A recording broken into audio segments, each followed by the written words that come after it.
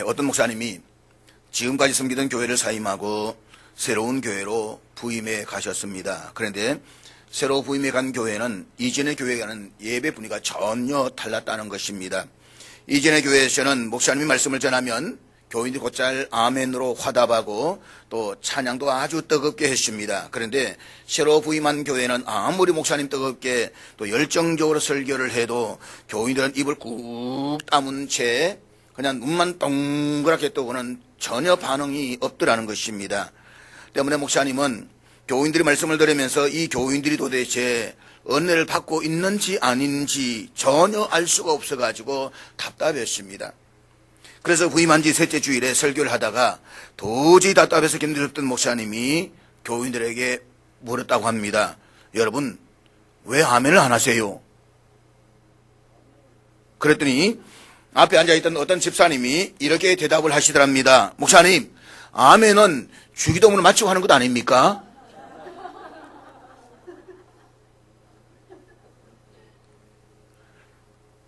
구약 성경을 보게 되면 선지자들이 하나님의 말씀을 선포하면 그들 그 말씀을 받아서 아멘으로 화답을 했습니다. 심지어 저주에 해당하는 말씀을 선포해도 그들은 아멘으로 화답을 했습니다. 내가 말씀이 복된 말씀을 했을 때 그 말씀이 내 말씀이 되기를 바라고 저주의 말씀이 전할 때 그 말씀이 내 말씀이 되지 않기 위해서 아멘으로 화답했다는 것입니다. 그래서 아멘이라는 말은 그렇게 되기를 믿는다라는 뜻인데 하나님의 말씀에 대한 응답의 자세가 뭐냐? 바로 아멘이다라고 하는 것입니다. 그리고 사도 바울은 고린도후서 1장 20절에서 우리가 아멘하여 하나님께 영광을 돌리게 된다라고 했습니다. 그러므로 강단에서 선포되어진 하나님의 말씀에 대한 신앙적 겸손한 반응이 뭐냐? 바로 아멘으로 응답하는 것입니다. 사랑합니다. 아멘이 없는 교회, 여러분 아멘을 잘한다라고 해서 반드시 신앙이 좋은 것만은 아니지만 그러나 말씀을 들음에 있어가지고 우리가 아멘으로 반응하는 것은 그 말씀을 내 말씀화시키는 신앙적 고백인 것입니다. 그래서 아멘 훈련을 잘 되어야 됩니다. 요즘 되면 아멘은 잘 되는데 또 지나가면 또 입은 싹 닫아지는 것이 또 우리들이지 않습니까? 그래도 저는 우리 교인들이 좋습니다. 여러분들이 은혜가 됩니다. 함께 여기서 말씀을 전하면 그렇게 마음이 편할 수가 없는 것입니다. 아마 오랫동안 같이 말씀을 전하보니까 아마 그렇게 됐는지도 모르겠습니다. 우리 지금 계속해서 디모데 전서를 살펴보고 있습니다. 디모데 전서 1장을 통해서 사도 바울이 믿음의 아들인 디모데를 에베소 교회 사역자로 보내면서 세 가지를 당부했던 것을 우리가 볼 수가 있었습니다. 먼저는 복음과 교회를 위협하고 있던 이단 사상으로부터 교회를 지키기 위해서 바른 교훈을 지키라고 했습니다. 교회에 주신 도가 있습니다. 믿음의 도가 있습니다. 그 믿음의 도, 복음을 확실하게 지키라는 것입니다. 두 번째는 자신이 다메섹에서 부활했던 주님을 만났던 그 구원의 감격을 이야기하면서 어렵고 힘든 사역을 감당하려면 무엇보다도 복음의 능력을 체험한 구원의 감격이 있어야 한다라고 했습니다. 여러분 신앙생활을 정말 윤택하게 은혜롭게 하기 위해서는 구원의 감격이 있어야만 합니다. 감정이 있어야만 합니다. 나와 주님과의 만남이 있어야 되는 것입니다. 그리고 세 번째는 하나님의 일을 하려고 하는 사람은 마땅히 바른 믿음과 착한 양심을 가져야만 합니다. 양심을 잃어버린 사람이 얼마나 많이 있습니까? 거짓된 믿음을 쫓아가는 사람이 얼마나 많이 있습니까? 그러면 올바른 지도자, 올바른 믿음 생활하기 위해서는 바른 믿음을 가지십시오. 선한 양심을 가지십시오. 그것이 하나님이 우리에게 원하시는 지도자의 삶의 모습인 것입니다. 이제 본문 2장에 들어오면서 사도 바울은 하나님의 사역을 감당하는 자는 모든 사역의 바탕의 기초가 되는 것이 무엇인가에 대해서 말씀하고 있습니다. 그것이 바로 기도라는 것입니다. 그래서 이 장을 시작하면서 바울은 디모데에게 모든 사역의 내용을 이야기하기 이전에 먼저 중보 기도의 중요성에 대해서 강조하고 있는 것입니다. 사랑하는 여러분, 우리가 기억해야 할 사실은 모든 그리스도인들의 사역은 본질적으로 중보의 사역입니다. 오늘 본문 5절에 보면 우리의 구원자이신 예수님을 소개하면서 이렇게 말씀하고 있습니다. 5절 다 같이 읽도록 하겠습니다. 같이 읽습니다. 시작. 여기에 보면 중보라는 단어가 나옵니다. 신앙생활에서 중보라는 개념을 명확하게 이해하지 못한다고 한다면 우리는 기독교 신앙의 참 진수를 이해할 수가 없습니다. 불교나 모든 종교는 중보가 아닙니다. 내가 참선을 하고 내가 깨닫고 내가 덕도하는 것이 불교라고 말하지만 우리 기독교의 모든 신앙은 중보에 있는 것입니다. 아담이 범죄한 이후로부터 모든 인간은 중보자를 필요로 해왔습니다. 중보자가 없이는 죄인이 하나님 앞에 설 수가 없기 때문인 것입니다. 우리는 여기서 성경이 중보자에 대한 갈망을 어떻게 가르치고 있는가에 대해서 먼저 살펴볼 필요가 있습니다. 사실 중보자의 개념은 신약 시대에 예수님께서 오심으로써 비로소 계시된 것이 아닙니다. 사람들은 구약 시대에서부터 줄기차게 이 중보자를 필요로 해왔습니다. 그런 증거 가운데 하나로 우리는 욥기 9장 32절 말씀과 33절의 말씀을 함께 생각해 볼 수가 있습니다. 우리 다 같이 읽도록 하겠습니다. 같이 읽습니다. 시작. 인간이 어떻게 하나님과 관계할 수가 있는가? 죄인이 어떻게 거룩하신 하나님 앞에 설 수가 있는가? 어떻게 우리가 하나님과 만나고 교제할 수가 있는가? 또 하나님과 나 사이에 문제가 있을 때에 그것을 어떻게 해결할 수가 있는가? 이런 물음에 대해서 33절 이렇게 말씀하고 있습니다. 우리 사이에 손을 얹을 판결자가 없다. 중보자를 필요로 하는 인간의 갈망이 이 말씀 속에서 고백되어지고 있는 것입니다. 이 중보자의 필요에 대한 고백은 비단 욥기뿐만 아니라 성경 다른 부분에서도 기록되어지고 있습니다. 이사야 59장 16절의 말씀 우리 다 같이 읽도록 하겠습니다. 같이 읽습니다. 시작. 사람이 없음을 보시며 중재자가 없음을 이상히 여기셨으므로 자기 발로 스스로 구원을 베푸시며 자기의 공의를 스스로 의지하사. 죄인을 위한 중재자가 없음을 안타깝게 여기시는 하나님의 마음이 오늘 이 말씀 속에 그대로 나타나 있습니다. 또한 인간을 구원하기 위해서 하나님 자신이 구원의 행동을 하시기로 결단하시는 모습을 볼 수가 있습니다. 그리하여 드디어 하나님 인간 사이의 중재자로 오신 분이 바로 예수 그리스도이십니다. 예수 그리스도가 참으로 하나님과 사람 사이에 중보자가 되셨습니다. 그래서 본문 2절 사도 바울은 이렇게 예수님을 소개하고 있는 것입니다. 하나님은 한 분이시요 또 하나님과 사람 사이에 중보자도 한 분이시니 곧 사람이신 그리스도 예수라. 여기서 이 본래 중보자라는 단어는 다리를 놓는 사람이라는 뜻입니다. 다리를 놓는 사람. 이 중보에 대한 개념은 원래 하나님과 인간 사이의 관계에 적용되는 말입니다. 하나님과 인간 사이에 다리를 놓을 수 있는 분, 죄로 말미암아서 하나님과 단절되었지만 그 다리를 다시 이음으로써 하나님과 화목하게 할 수 있는 분, 그분이 바로 예수 그리스도이십니다. 그럼 한 걸음 더 나가서 이 중보의 개념은 사람과 사람 사이에 적용될 수도 있습니다. 다시 말해서 유일한 중보자이신 예수 그리스도로 말미암아 하나님과 사람뿐만 아니라 사람과 사람 사이에도 이 중재의 사역이 가능하게 되었다는 것입니다.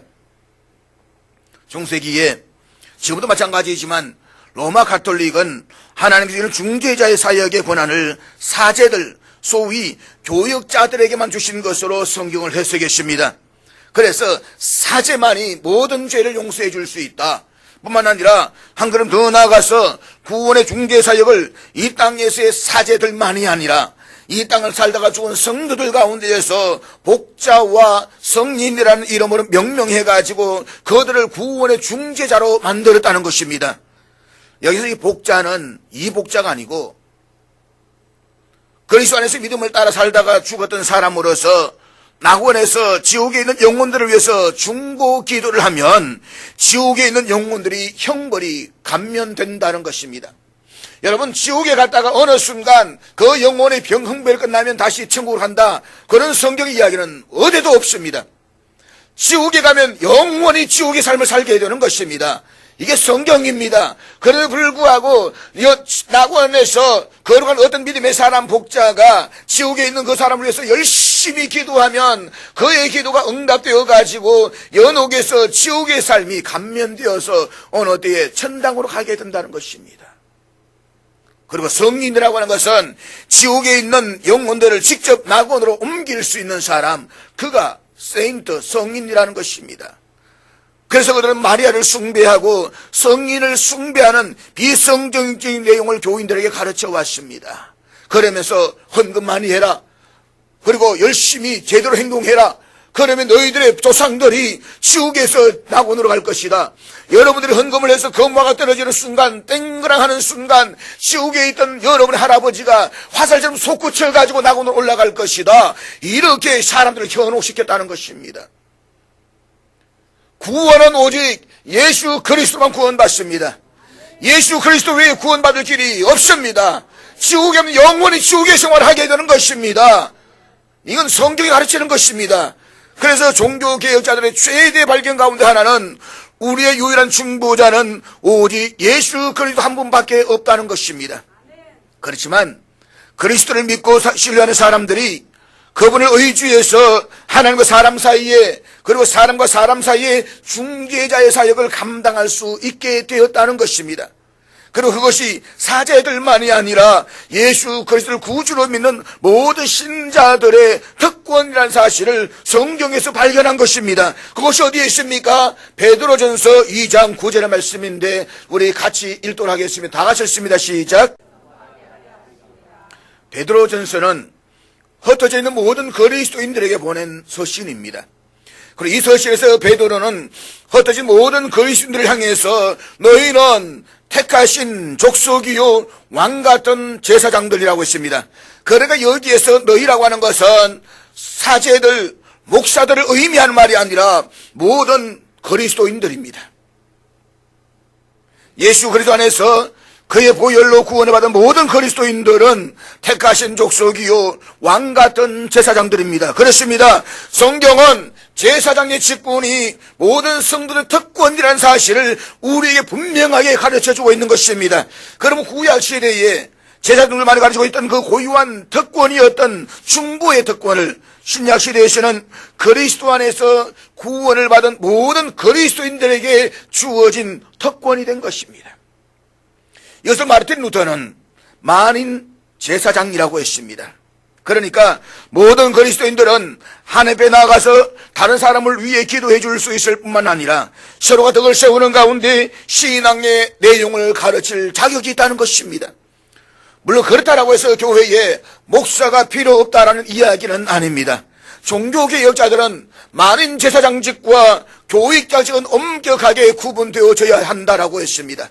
만인 제사장 누구나가 다 하나님께 나아가서 기도할 수 있고 예배드릴 수가 있지만 그러나 교역자직은 다르다.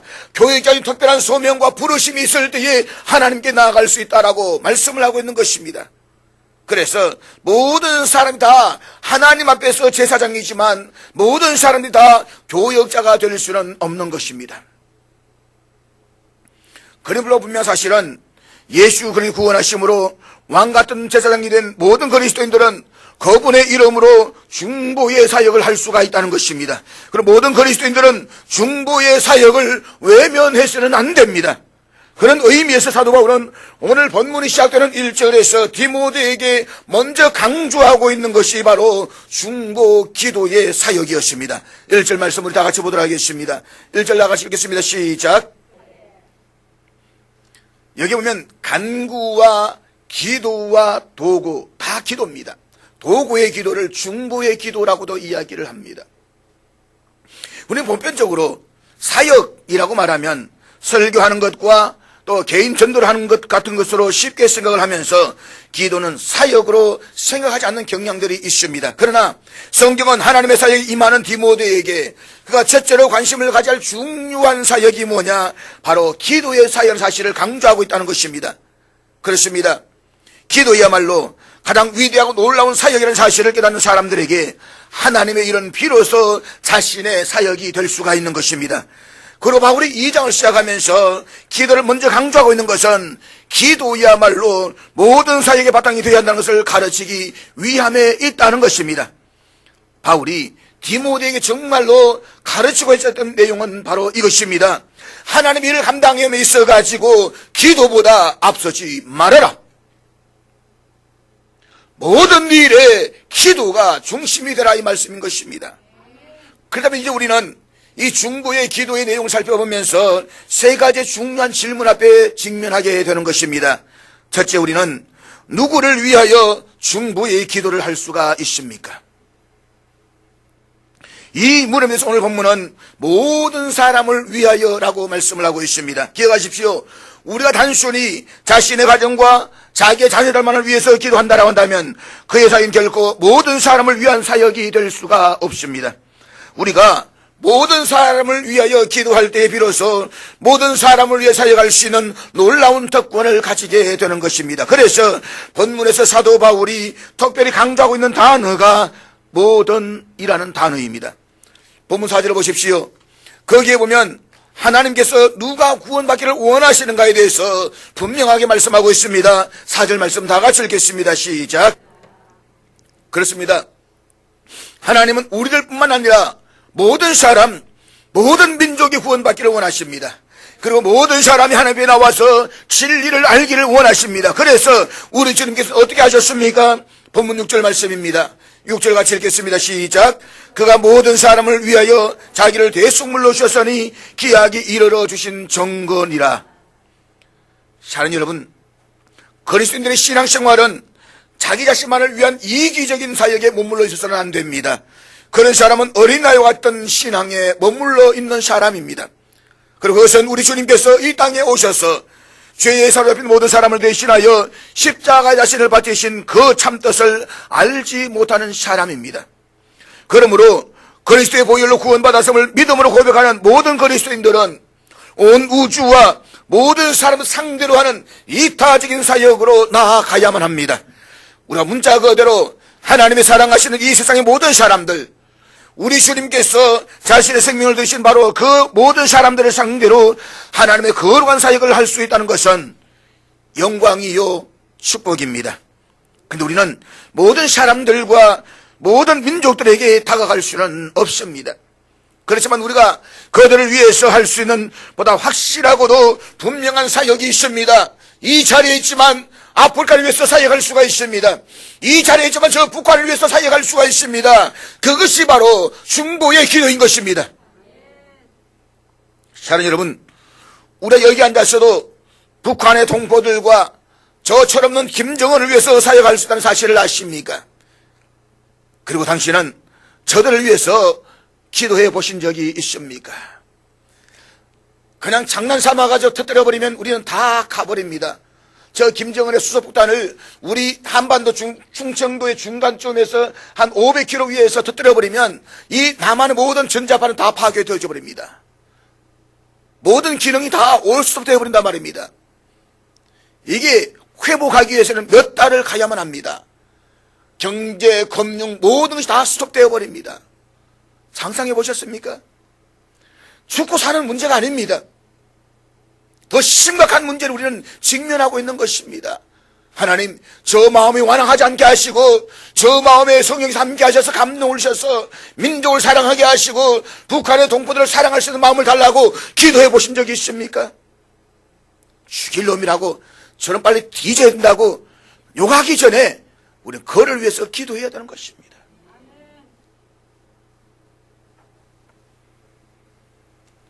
여러분 아직도 복음이 전해지지 않는 미종족들을 향해서 생명을 걸고 선교하고 있는 선교사들을 위해서 기도할 때 우리는 지금 이곳에서 열방을 향한 선교의 사역에 동참하고 있다는 사실을 잊지 마십시오. 그럼 우리 모두는 모든 사람을 위해서 기도해야만 합니다. 기도해야만 합니다. 우리는 응답해 주실 하나님을 신뢰하며 그분 앞에 우리의 필요를 내놓고 기도합니다. 하나님과 더불어 대화하며 교제하는 가운데 영광스러운 하나님 앞에 내 사랑하는 아들, 딸과 내 이웃들의 필요를 갖다 놓게 되는 것입니다. 그리고 나의 기도를 들으시고 나에게 아름다운 미소를 보내시고 있는 주님 앞에 우리는 감사하지 않을 수가 없습니다. 이것이 바로 중보 기도인 것입니다. 그러므로 기도하십시오. 중보 기도의 특권, 이것은 오직 하나님의 자녀들만이 누릴 수 있는 최고의 특권인 것입니다. 그 다음에 이제 두 번째 질문 앞에 우리 또 서게 되는 것입니다. 그것은 우리가 어떻게 중보 기도의 사역을 할 수 있는 이 근거가 무엇입니까? 우리가 중보 기도를 하라고 말하지만 그 중보 기도할 수 있는 사역의 근거가 무엇입니까? 이 물음에 대한 대답은 바로 예수님이십니다. 예수 그리스도 십자가가 없이는 아무도 이 중보 사역의 특권을 누릴 수가 없습니다. 그것이 바로 오늘 본문 5절의 말씀인데 5절 말씀 다시 한번 같이 읽도록 하겠습니다. 다 같이 읽습니다. 시작. 사랑하는 여러분, 세상에는 수많은 종교들이 있습니다. 그리고 그 모든 종교들에도 그들 나름의 기도가 있습니다. 거기는 문제가 있습니다. 우리는 누구에게 기도하는지 대상이 분명합니다. 하나님이십니다. 그러나 그들이 알지 못하는 신들에게 기도하는 것입니다. 내가 빌고 있지만 그 비는 대상이 누구인지 모른다는 것입니다. 또 하나, 우리 그리스도의 기도와 모든 이방인들의 기도를 다르게 만드는 것은 바로 예수 그리스도의 십자가인 것입니다. 그리스도인의 기도에 있는 그 엄청난 능력과 특권은 바로 십자가로 인한 것입니다. 주님의 십자가 때문에 우리 하나님 앞에 담대하게 나아갈 수가 있습니다. 그 십자가 때문에 우리는 살아계신 하나님과 교제를 나눌 수가 있습니다. 기도할 수가 있습니다.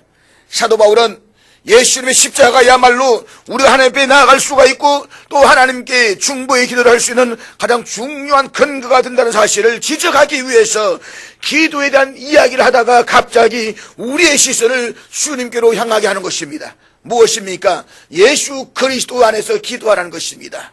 그리스도의 은혜로 기도할 수가 있다는 것입니다. 그리스도의 은혜로 중보할 수가 있다는 것입니다.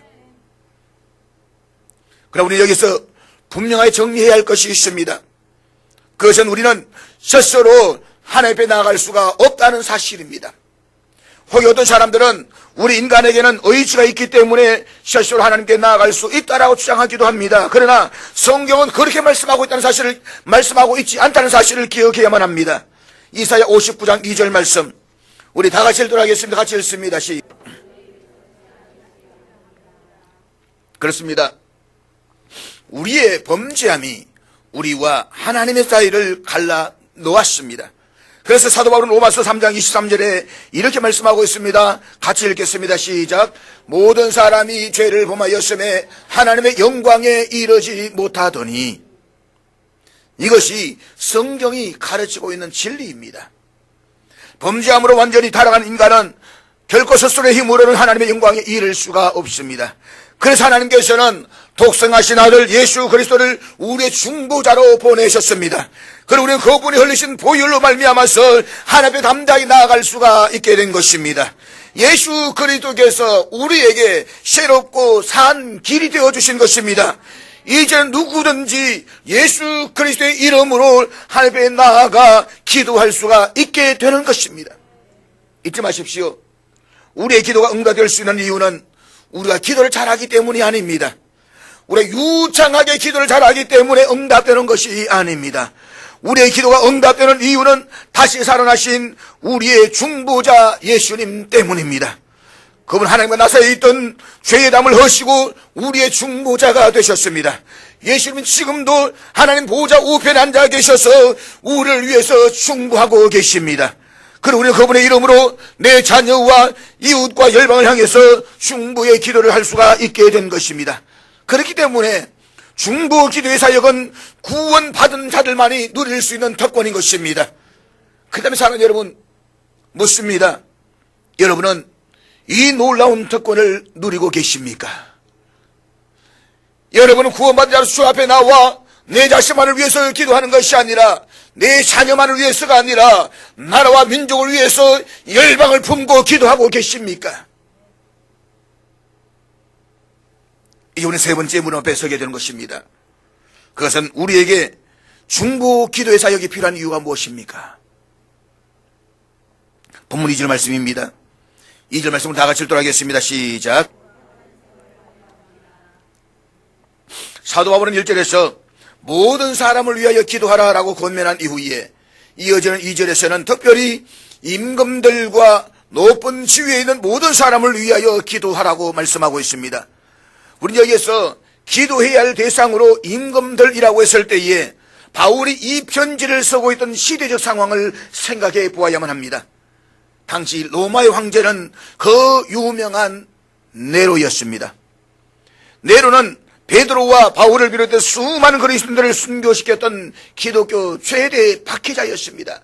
로마시를 불태워놓고 난 뒤에 그 불태운 원흉이 자기임에도 불구하고 기독교인들이 했다라고 덮어씌워가지고 수많은 사람들을 원형 경기장에 불러서 사자의 밥이 되게 하고 불로 태워 죽였습니다.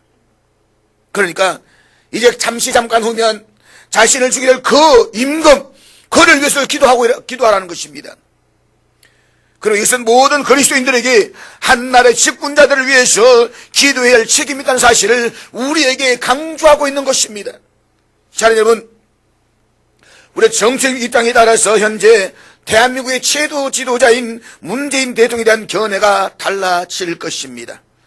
아마 문재인 대통령을 가장 싫어하는 사람은 내가 왜 그를 위해서 기도하느냐라고 반문할런지도 모릅니다. 차라리 빨리 죽기만 하지. 그러나 여러분, 성경 그렇게 말씀하고 있지 않습니다. 그를 위해서 기도하라는 것입니다. 어떤 다시 반문할는지 모릅니다. 어떤 정치인들은 꼴도 보기 싫은데 꼭 내가 그렇게 기도해야만 합니까? 성경의 대답은 이것입니다. 임금들과 높은 지위에 있는 사람들을 위해서 기도하라. 그래서 우리는 기도해 줘야 되는 것입니다. 보기 싫지만 그를 위해서 기도해야 되는 것입니다. 마음에 맞지 않지만 기도해 줘야 되는 것입니다. 내가 찍지 않았지만 기도해 줘야 되는 것입니다. 그 이유가 무엇입니까? 바울은 이어지는 말씀에서 말씀하고 있습니다. 이는 우리가 모든 경건과 단정함으로 고요하고 평안한 생활을 하려 함이라. 그렇습니다. 우리가 고요하고 평안한 생활을 하려면 저들을 위해서 기도해야만 하는 것입니다. 왜냐하면 저들이 지도자들이기 때문입니다. 저들 잘못된 결정은 곧바로 우리의 심대한 영향을 미치게 될 것입니다. 특별히 여러분, 국회의원들을 위해서 기도해 주십시오. 하나님 저들 생각이 어긋나지 않게 하시고 저들 판단이 바르게 되어 오셔서 이 나라를 건강히 세울 수 있는 입법자가 되게 해달라고 기도해 주십시오. 헌법 개정의 지금 직면해 있습니다. 지금 좌파 쪽에서는 헌법 개정하면서 성평등을 넣으려고 지금 혈안이 되어져 있습니다. 성평등. 어제 공사하시면서 정기 사장님하고 이야기하다가 목사님, 성평등 좋은 이야기 아닙니까? 그러다가 교회 복대에는 쭉 붙여놓은 글을 보면서 이게 뭘 말씀하시면 설명해 달라고 하는 겁니다. 그렇습니다. 사장님 어느 날 아들이 있지요. 예. 그 아들을 데리고 어느 날 아들이 아빠 나 결혼할 상대자를 데리고 가는데 오늘 데리고 갈게 기다려줘. 그래서 기대하고 있는데 오늘 보니까 웬 남자를 왔습니다. 그리고 이야기하면 아빠 내 와이프야. 받아들이시겠습니까? 했더니 미친 새끼. 그 이야기입니다. 다시 말해 동성애를 법화시키는 것은 모든 동성애 남자와 남자가 결혼해도 되고 여자가 결혼해도 되고 그것을 우리가 닫지 못한다는 것입니다. 되시겠습니까? 별짓 다 한다. 개보다 못한 인간들. 그런 이야기를 어제 흥분하고 난리가 났습니다. 자, 여러분, 성평등 좋은 이야기 아닙니까? 남녀평등 좋은 이야기 아닙니까? 그러나 성평등 이 말에는 동성애를 허용하라는 것입니다. 그러면 가족이 해체되는 것입니다. 가족이 해체되면 인구가 절감하게 될 것입니다. 인구가 절감되면 나라가 해체가 되는 것입니다. 이 나라가 해체되는 것을 우리가 보아야 되는 것입니까? 그 결정권이 누구에게 있습니까? 국회의원에게 있습니다. 그래서 우리는 그들을 위해서 기도해야 되는 것입니다. 오늘 본문 이제 나온 단어를 한번 잘 보시기를 바랍니다. 기도해야 할 이유에 관해서 강조된 고요함과 평안함이라는 두 단어입니다. 여기서 고요함은 환경에 대한 이야기입니다. 우리를 둘러싸고 있는 환경에 참으로 하나님 온전한 뜻이 이루어지는 것, 다시 말해서 외적인 질서에 대해서 강조하고 있는 단어가 고요함입니다. 우리 삶의 고요하기를 위해서 기도해야 되는 것입니다. 반면에 평안함은 내적인 것을 의미합니다. 우리 하나님이 진정으로 기뻐하시는 삶을 사는 가운데 내적으로 누려야 할 상태가 바로 평안함에 있는 것입니다. 그래 묻습니다. 우리를 둘러싸고 있는 환경 속에서 그리고 우리 안에서 하나님의 기뻐하시는 삶을 살아들기 위해서는 그 특별히 영향을 미칠 수 있는 사람이 누구일까요? 바로 지도자들인 것입니다.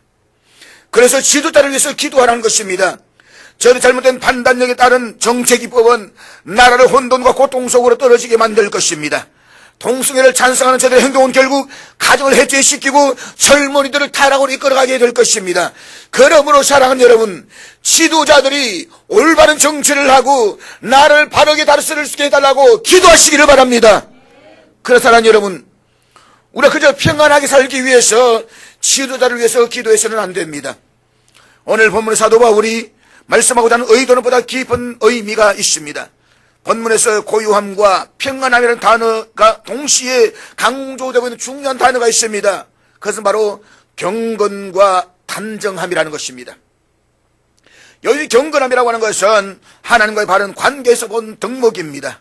경건한 삶, 그것은 하나님과의 바른 관계를 의미하는 것입니다. 반면에 단정함이라고 하는 것은 사람과 사람 사이에 올바른 관계를 지킬 때에 사용되는 단어인 것입니다. 남자와 남자가 만나는 것이 단정한 것입니까? 여자가 여자가 만나서 결혼하는 것이 단정한 것입니까? 그건 해괴한 짓입니다. 따라서 단정이란 말은 하나님이 기뻐하실 수 있는 인간관계에서의 올바른 덕목을 말하는 것입니다. 그래서 정리하면 경건은 하나님과의 바른 관계를 말하는 것이고 단정은 사람과의 바른 관계를 의미하는 것입니다. 사랑하는 여러분, 오늘 사도 바울이 임금들과 통치자들 위해서 기도하라고 말하면서 이렇게 강조하고 있는 이유가 무엇입니까? 그것은 우리가 누려야 할 고요함과 평안함이 어떤 상태에서의 고요함과 평안함이냐라고 하는 것입니다. 다시 말해서 우리가 지도자를 위해서 기도해야 하는 것은 고요함과 평안함을 누리기 위해서이지만 그 고요함과 평안함은 하나님과의 바른 관계 안에서 이어야 한다는 사실입니다.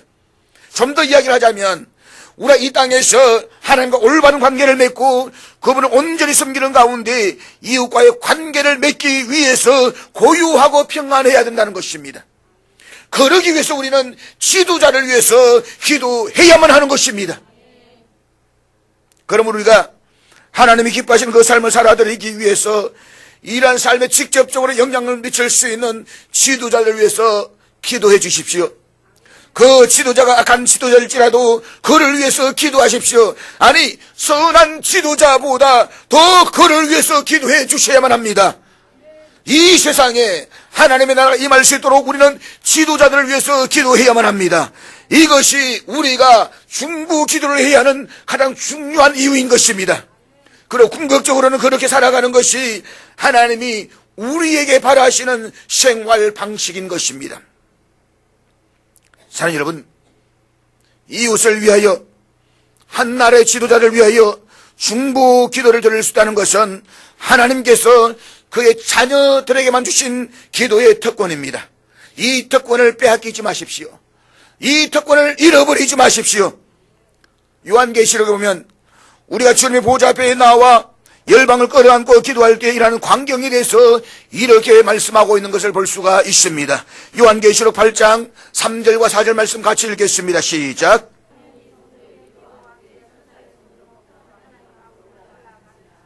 여러분, 이 말씀을 놓고 한번 상상해 보십시오. 이 말씀을 읽으면서 머릿속에 한번 그려보시라는 것입니다. 우리가 기도할 때 마치 향연이 보호자를 향해서 올라가듯이 천사들이 와서 우리의 기도를 받들어 보호자에 계신 아버지께 올려드립니다. 천사가 하나님, 방금 오주철 목사가 이런 기도를 했습니다 라고 하면서 우리의 기도를 아버지 앞에 바치는 장면을 한번 상상해 보십시오. 천사가 하나님, 백문지사가 방금 이 기도를 드렸습니다 라고 해서 바치는 그 모습을 한번 그려보시라는 것입니다. 얼마나 아름다운 모습입니까? 여러분 흥분되지 않습니까? 기도를 드려봐야죠. 이게 얼마나 놀라운 사실입니까? 우리가 기도할 때 난 놀라운 사실을 한번 상상해 보십시오. 내 곁에 가슴 아파하는 어떤 성도를 위해서, 복음사에게 무거운 짐을 지고 있는 어떤 사역자를 위해서, 아프리카에서 굶주림에 허덕이는 어린 아이들을 위해서 내가 기도할 때에 천사들이 내 기도를 받아 살아계신 하나님의 보좌 앞에 드리는 장면을 한번 상상해 보십시오. 당신은 이 영광스러운 기도의 특권을 충분히 사용하고 계십니까? 르로이 아임스라는 사람은 우리 그리스도의 장차 천국에 도착하게 될 때 볼 놀라운 광경에 대해서 이야기를 하고 있습니다. 그 가운데 우리가 기도했더라면 이루어졌을 그 놀라운 광경들을 천사들이 보여주었을 때에 사람은 가장 후회하게 된다라고 말하면서 그는 이런 말을 했습니다. 아, 내가 이것을 위해 기도했더라면 이런 놀랍고 영광스러운 사건이 일어났을 텐데 왜 내가 기도하지 않았을까? 내가 만약 이것을 기도했더라면. 사랑하는 여러분, 기도는 역사를 바꿀 수가 있습니다. 기도는 기도하는 사람들을 바꿀 수가 있습니다. 그렇다면 당신은 이 위대한 중보 기도의 사역을 얼마나 당신의 삶 속에서 감당하고 계십니까? 그리스도에 있어서 기도의 사역은 참으로 놀라운 특권입니다. 우리가 우리의 이웃들을 위하여, 우리의 가정을 위하여, 우리의 교회를 위하여 할 만한 이 주수의 터를 향하여서, 열방을 향하여서 기도할 수 있다는 것은 영광스러운 특권입니다. 우리 주님께서 온 세상을 짊어지신 것처럼 그의 제자된 우리도 온 세상을 가슴에 안고 기도할 수가 있어야만 합니다. 여러분, 성삼위 하나님 이름으로 부탁합니다. 제발 자신만을 바라보는 좁은 시야의 그리스도인이 되지는 마십시오. 우리 세계를 보는 넓은 시야를 가진 그리스도인이 되어야만 합니다. 하나님은 세상을 사랑하셨습니다. 그래서 독생자 예수를 이 땅에 보내셨습니다. 하나님이 사랑하시는 세상을 우리가 미워할 수는 없는 것입니다. 우리는 세상을 가슴에 안는 그리스도인들이 되어 주어야만 합니다. 세상을 사랑하는 그리스도인들이 되어야만 합니다. 우리 주님께서 안타깝게 바라보신 그 세상을 주님의 눈으로 바라보고 주님이 느끼신 그 아픔과 고통을 느끼면서 중보의 기도를 멈추지 말아야만 합니다. 그럴 때 하나님은 우리를 통해서 세상을 변화시켜 주실 것입니다. 만약 오늘 우리의 삶이 너무 어둡다라고 한다면 그것은 삐뚤 우리가 기도하지 않았기 때문일런지도 모릅니다. 아마 어쩌면 오늘 이 사회가 이렇게 혼돈 속에 있는 것은 교인들이 자기들만 먹고 놀고 남아시는 데에 빠져가지고 나라와 민족에 대한 책임을 감당하지 아니하고 울면서 기도하지 않았기 때문일런지도 모르는 것입니다.